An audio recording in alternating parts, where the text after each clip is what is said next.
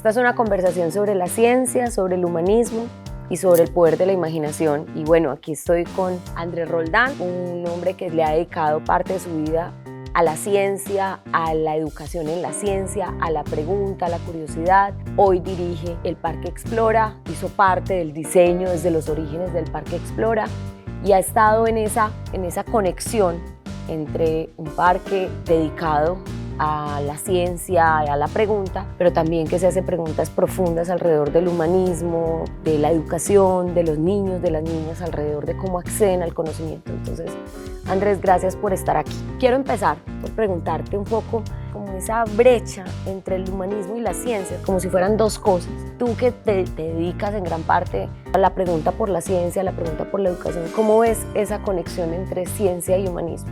Si bien es cierto, el Parque Explora tiene en su corazón y en su origen como esta idea de poner en escena a la ciencia como quizás parte de una conversación pública, digamos que en el mejor de los escenarios como una forma de conocimiento que lo cambia todo, pero que no necesariamente es accesible para todos. Pues el trabajo que yo he tenido o que he tenido el privilegio de tener es uno en donde no es exactamente sobre la ciencia, sino más bien sobre cómo conectar de una manera distinta a las personas. Eso es fundamentalmente la razón de ser del Centro de Ciencias, como en esa relación colectiva que tenemos cuando vamos a un sitio como es Explora, con tu familia o con los familiares o amigos que vinieron de otra parte, o en la ruta escolar, o el turista que llegó, pues finalmente se trata fundamentalmente de una experiencia social. Entonces, ya de entrada, esta noción de ciencia es cómo podemos fabricar nuevas maneras en que las personas se conecten entre sí.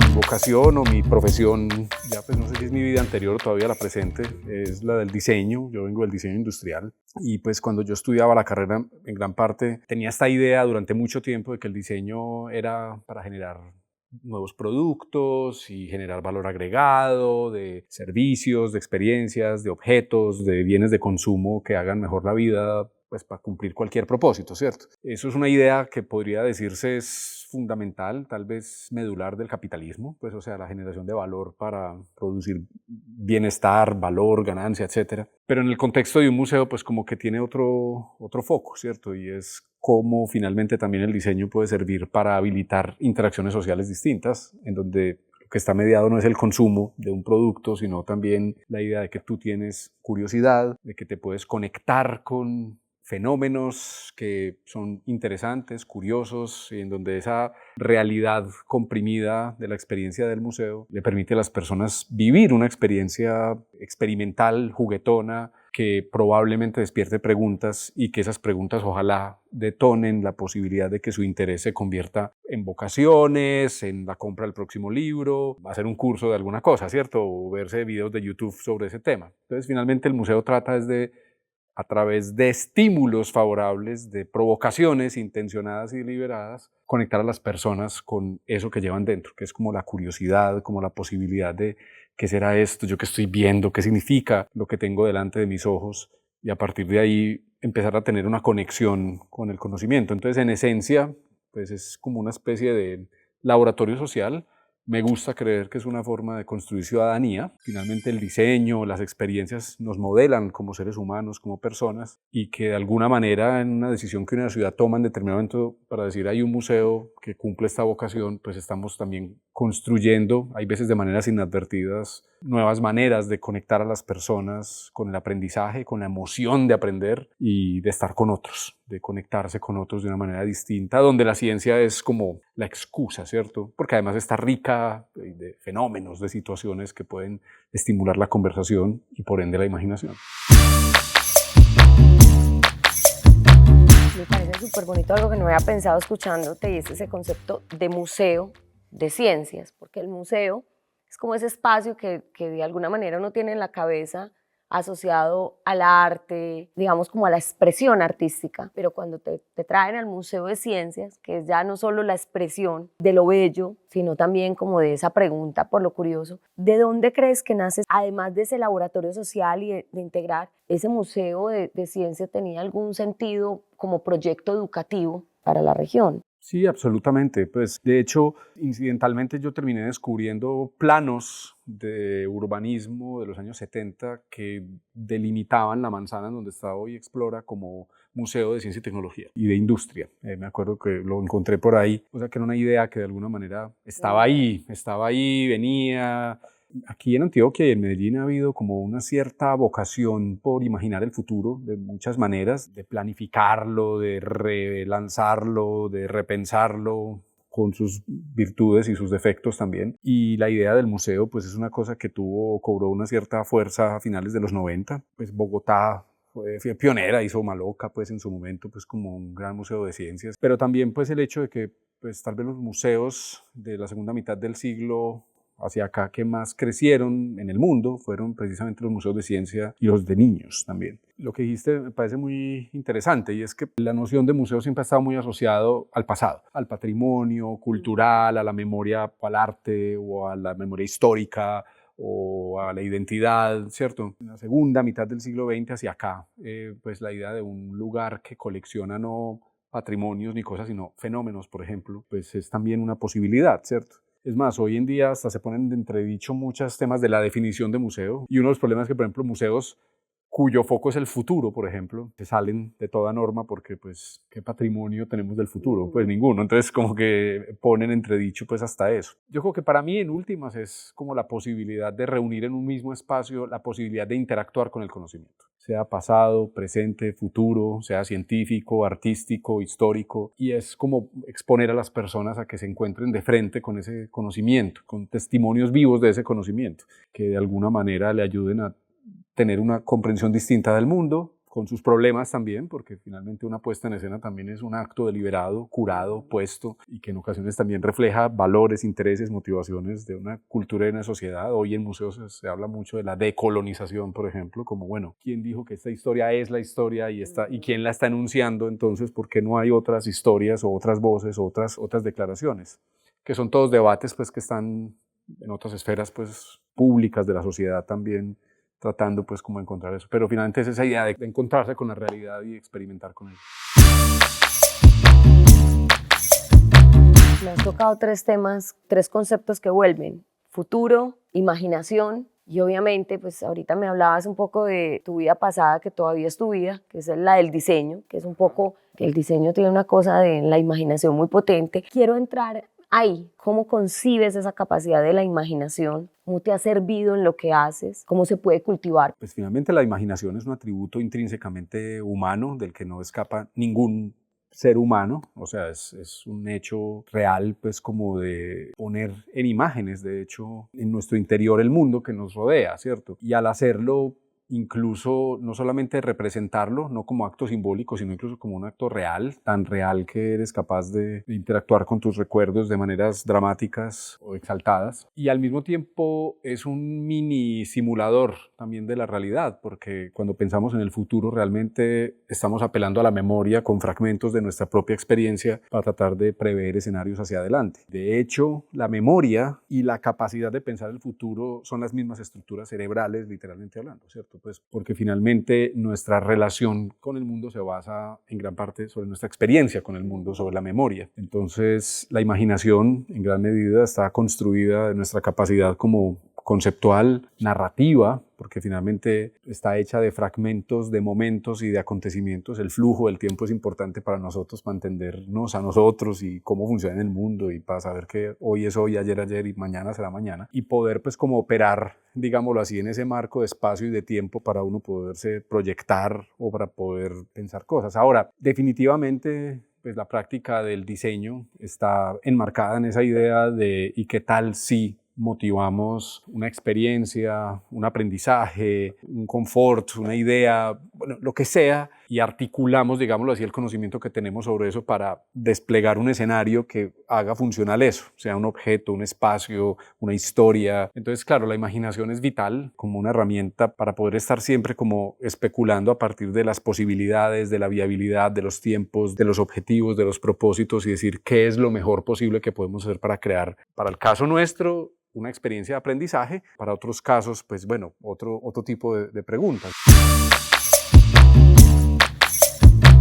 La experiencia que desde Explora siempre estamos pensando en diseñar es una que llamamos la experiencia memorable de aprendizaje. Cómo las personas se exponen a la posibilidad de que ellos son aprendices y que les vamos a ayudar a ser esos buenos aprendices a partir de la experimentación. Y lo hemos como pivotado en 3 ideas, ¿cierto? El contenido, entiéndase, vamos a hablar de ciencia, vamos a hablar del universo, vamos a hablar de historia, vamos a hablar de lo que sea. El formato o el medio, que es la puesta en escena, cómo creo las condiciones ambientales que el diseño me puede proveer para que esa puesta en escena conecte esos mensajes o esas ideas con la posibilidad de que la persona se va a relacionar además con el mundo, porque finalmente somos cuerpo físico que llega y que se encuentra y que en el museo va a encontrarse con un universo nuevo, ¿cierto? Y cómo se establece una mediación, o sea, cómo la mediación no es una relación de estos son los hechos, tú eres un vaso vacío, yo soy el poseedor del conocimiento y te lleno, sino es qué tal si haces algo y ya vemos a ver qué te pasa a ti. Entonces la mediación para nosotros es esa idea dialógica, la dialógica del diálogo, propiamente dicho, pues puede haber un mediador en una sala que estimula una buena conversación, que se hace buenas preguntas. De hecho no nos gusta hablar de guías de museo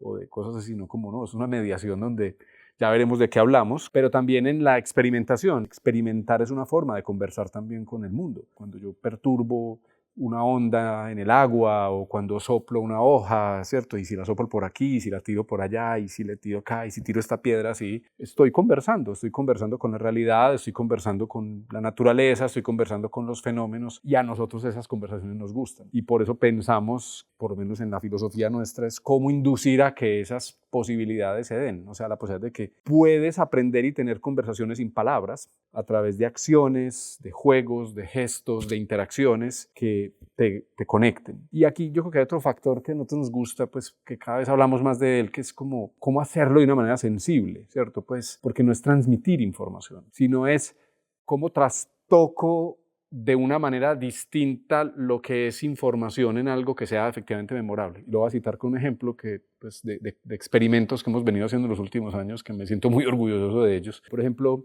queríamos hacer más accesible la visita al acuario. Cómo hacer que personas ciegas puedan vivir un acuario que no ve, ¿cierto? Entonces invitamos a escritores de literatura, a los que les dimos toda la información de este pez respira así, este pez se comporta así, ese bigote le sirve para esto, esta escama para aquello, él funciona de esta manera. Ahora, por favor, ayúdanos a escribir de la manera más vívida, como si le fueras a hablar a una persona ciega. Entonces, utiliza la literatura con este rigor científico para que el resultado final sea algo que sea un acto de imaginación. Porque él va a imaginar algo que no está viendo a través del poder de la palabra. Exactamente.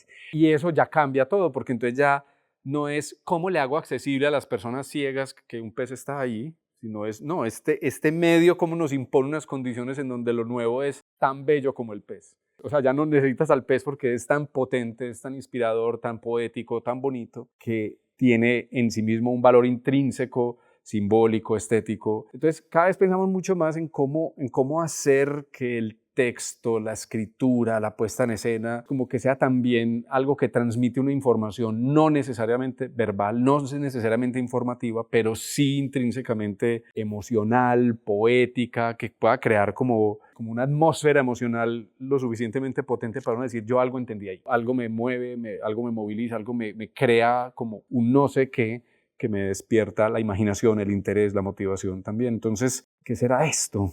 Comunicación, divulgación, arte, ciencia, comunicación científica, pues hay algo que tiene un pedacito de todo, ¿cierto? Pues es el acto de enseñar, pero es el acto de emocionar, pero es el acto de conectar otra parte de nosotros con ese descubrir y descubrirse en ello, pues gozando.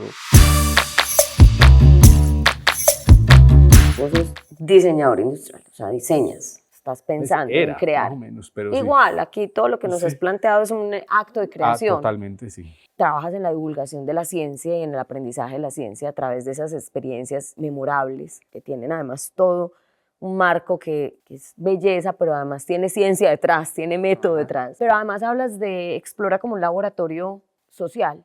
Es como si el acto de la creación uniera a la ciencia y uniera a lo social. Tú que has venido trabajando tanto en escenarios de diseño, en este escenario de laboratorio social que es Explora, en la pregunta, en el diseño de estas experiencias memorables, de alguna manera, ¿qué mecanismos podría uno definir que pudieran ser de utilidad para nosotros, por ejemplo, en la educación, para intensificar que esa capacidad de imaginación floreciera más en un estudiante? ¿Cómo hago para que un estudiante mío sea capaz de desarrollar tanto esa capacidad de imaginación que le sirva para hacer una pregunta por curiosidad científica o sea capaz de tener conciencia en una conversación social alrededor de una actividad? Tengo como varias formas de responder. Pues una que es como básica. Nosotros en Explora siempre nos hacemos la pregunta sobre si en Explora se aprende o no. A mí me gusta creer, o el punto que yo casi siempre defiendo en estas discusiones, que siempre tenemos 10.000 variantes, es que por lo menos la experiencia del museo estimula una actividad que para mí es incuestionable, y es la curiosidad.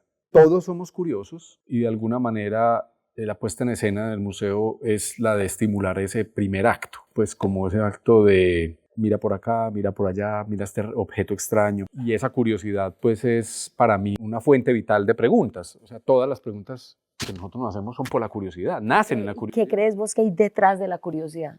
Pues vos que has analizado temas de cerebro y demás, ¿qué hay detrás de la curiosidad? La comprensión del mundo, pues la idea de entender por qué, cómo operan las cosas. Pues y cuando hay una disonancia en esa comprensión, pues esto causa intriga. Es como ver un ilusionista. Uno dice, pero ¿cómo es posible que me esté leyendo el pensamiento que haya escondido ese objeto de esa manera? Eso no es posible, ¿cierto? Debe haber algo más y no ¿por puedo. qué? ¿Por qué? ¿Cómo es posible que esto esté pasando, cierto? Entonces yo creo que todo aquello que es disruptivo a la realidad que nos toca, pues inmediatamente nos asalta la pregunta. Y yo creo que es como un atributo intrínseco de tratar de descifrar la incertidumbre. Nos hacemos preguntas porque queremos anticipar el mundo, ¿cierto? Pues queremos entender qué hay detrás de las cosas para poder ayudarnos a confrontar algo que es completamente Entonces, ¿vos extraño, crees que la curiosidad también ayuda a la interacción social?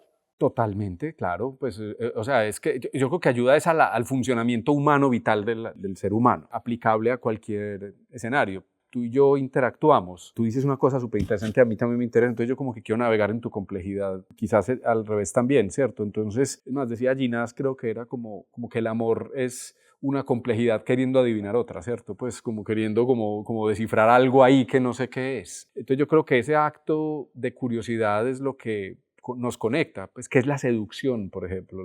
La seducción es el arte de despertar la curiosidad para querer abrir pues los puentes a las preguntas, a un montón de cosas. Y los buenos seductores, pues se dice que tienen esa capacidad de hacer un rapport tan bueno con los demás que parece que están picándoles la lengua, el interés, la motivación, la curiosidad, ¿cierto? Entonces la curiosidad yo creo que es algo que ya viene por default en nosotros, que se puede activar, y que al activarse hay una oportunidad enorme para el aprendizaje, porque la curiosidad es el primer paso para el aprendizaje y es la base fundamental de la ciencia misma. ¿Y ves misma. conexión entre curiosidad e imaginación? Yo creo que la imaginación ya entras en el territorio de cómo ensamblamos internamente esa versión del mundo que vamos pudiendo empaquetar, sea real o sea falso. Como esa especie de alucinación que fabricamos a partir de nuestra propia experiencia, pero también de tratar de entender esas otras variables para uno tratar de darle forma a ese entendimiento. Finalmente, la imaginación yo creo que sí se construye de dos cosas: de ver, o sea, de la posibilidad de visualmente crear una representación. Cuando imaginamos tridimensionalmente, imaginamos con los mismos atributos del mundo físico. O sea, es que eso es lo sorprendente de la imaginación. O sea, la imaginación es altamente sensorial, física, inmersiva. Y la segunda, yo creo que es narrativa. Ensamblamos, digámoslo así, bloques de información como de lo que nos pasó, porque todos recordamos lo que tú decías al principio, historias. Las historias son uno de los más grandes mecanismos que tenemos nosotros para empaquetar información, para entenderla y para transmitirla. Si yo te cuento una historia a ti, tú eres capaz de recrear visualmente los acontecimientos, y yo lo hago más entretenido, tú lo vas a ver más fuertemente. Entonces, la parte narrativa y la parte visual arman eso.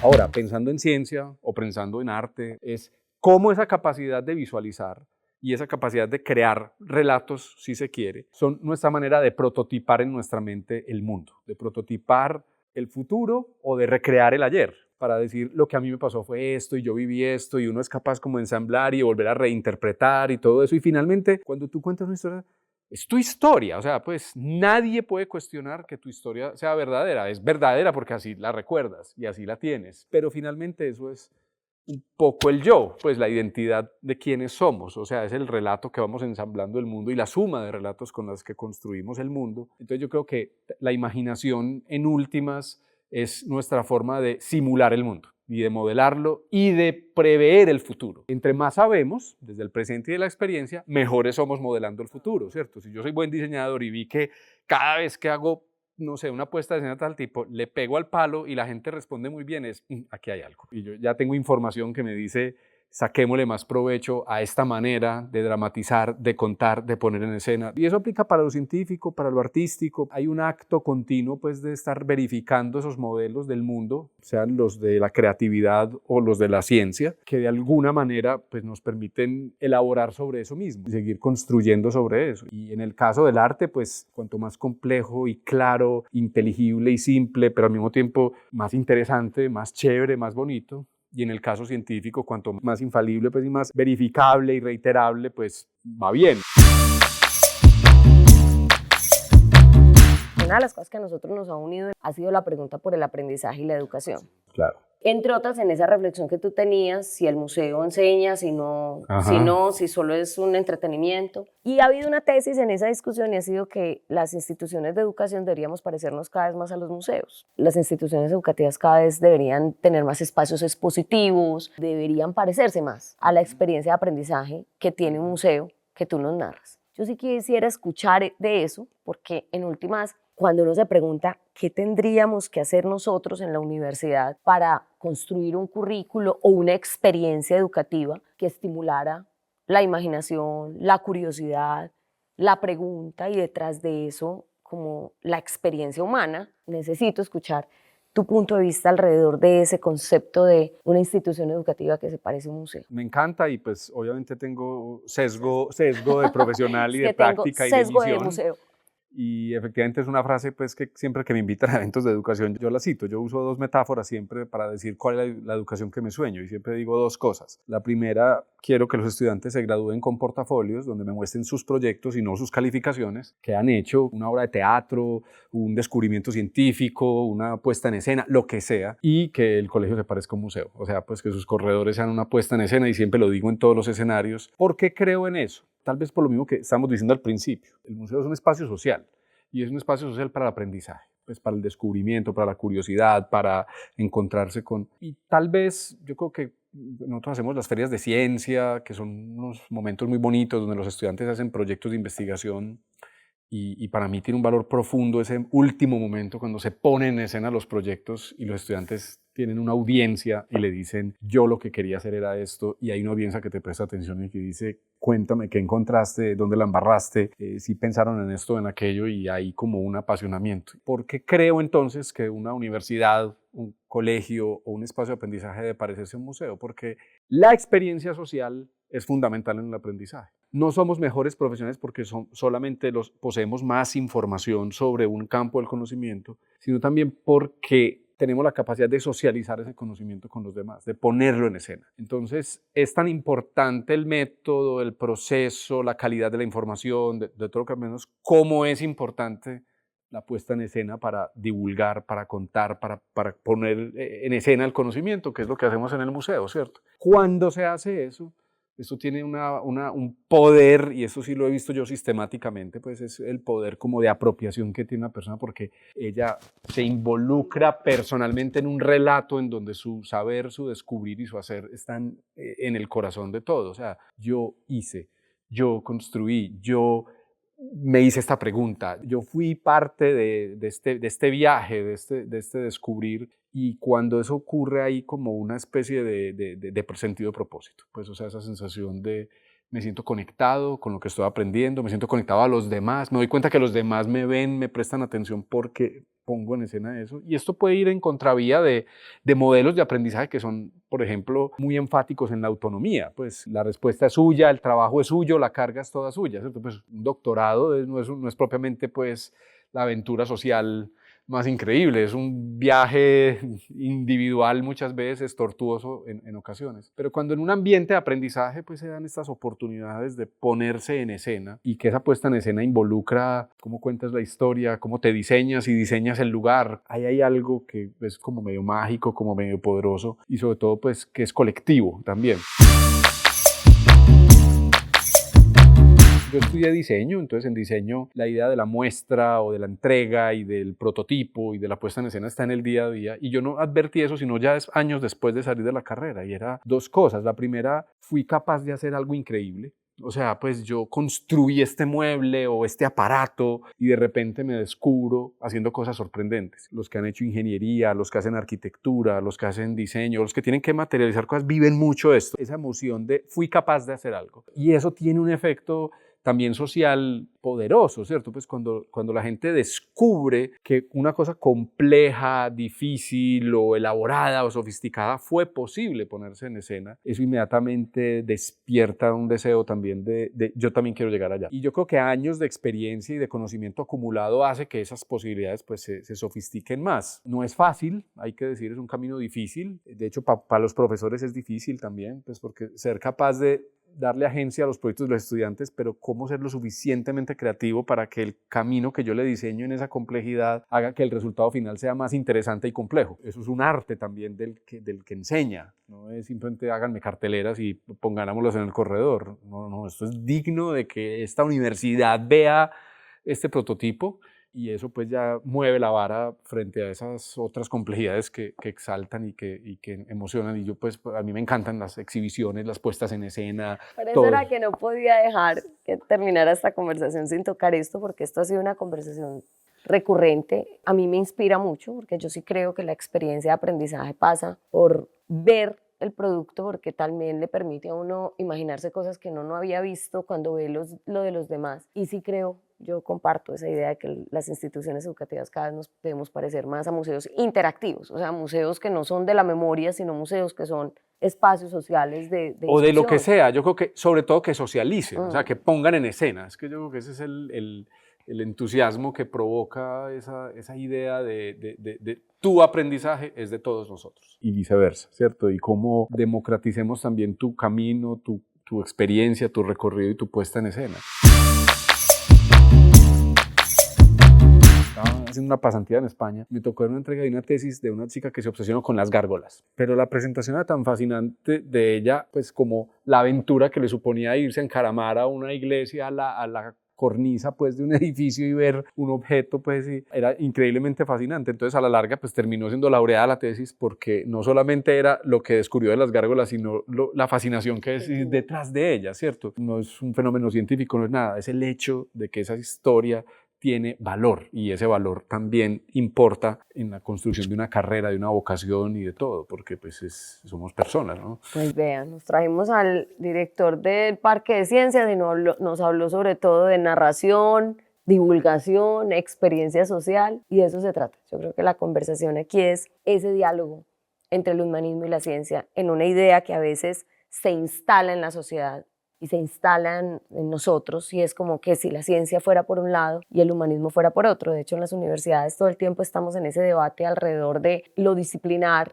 y los rellenos, donde el humanismo es como, listo, complemente al ingeniero con las materias humanistas. Y resulta que la experiencia que tú nos planteas es una experiencia inmersiva dentro de la pregunta de lo disciplinar o el proyecto o el reto que se tiene, que introduce curiosidad y ciencia, pero también introduce experiencia social, que no es nada más y nada menos que la experiencia humana. Yo creo que este es un tema pues, muy interesante y sobre todo pues, porque en este mundo en el que estamos, esa idea de fronteras pues, también es algo que se tiene que derribar. Decía pues, un amigo del museo, la naturaleza no tiene la culpa de los planes de estudio de los colegios, de las universidades, ¿cierto? Pues, y un bosque pues, tiene todas las cosas entretejidas en sí mismas. No hay la naturaleza no tiene la culpa de los planes de estudio, ¿cierto? Es perfecto para terminar esta conversación. Maravilloso.